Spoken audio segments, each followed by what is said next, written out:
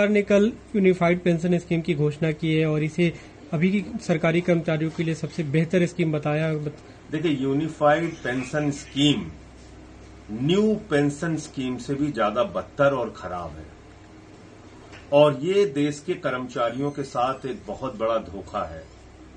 और इस pension scheme से आपने देश के अर्धसैनिक बलों को निकालकर बाहर कर दिया। वो इस दायरे में नहीं आएंगे। देश के पैरामिलिट्री फोर्सेस इस दायरे में नहीं आएंगे क्योंकि उनकी 25 साल की सर्विस होती ही नहीं। तो जब उनकी 25 साल की नौकरी होगी तभी आप यूनिफाइड पेंशन स्कीम का लाभ उनको देंगे, वरना 10,000 रुपए की पेंशन उनको मिलेगी।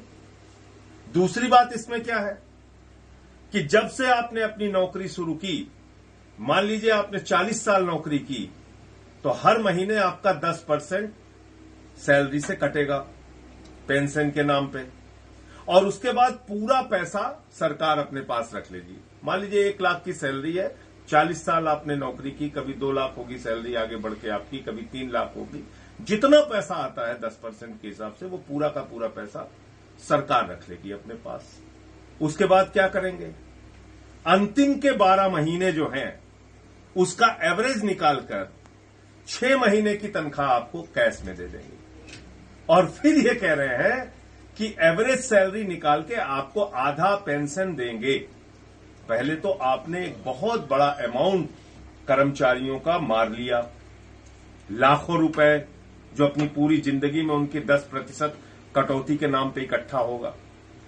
दूसरी चीज, आपने इससे अर्धसैनिक बलों को बाहर कर दिया। बड़ी संख्या में आपने इसमें कह दिया 25 साल की जब न्यूनतम आपकी सर्विस होगी, 20 साल से बढ़ाकर उसको 25 साल कर दिया कि न्यूनतम सर्विस जब आपकी 25 साल की होगी तभी आप इस यूनिफाइड पेंशन स्कीम के दायरे में आएंगे।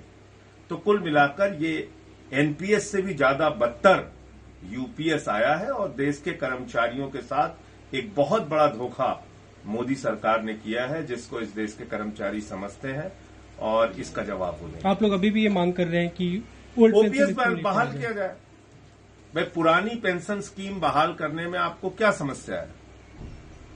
आप ओपीएस बहाल कीजिए और उसमें जो सर्विस का टाइम पीरियड है पेंशन के लिए वो 20 साल है, वो 20 साल रखिए आप।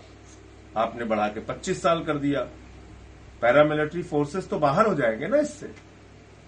एक दूसरा बड़ा मुद्दा भी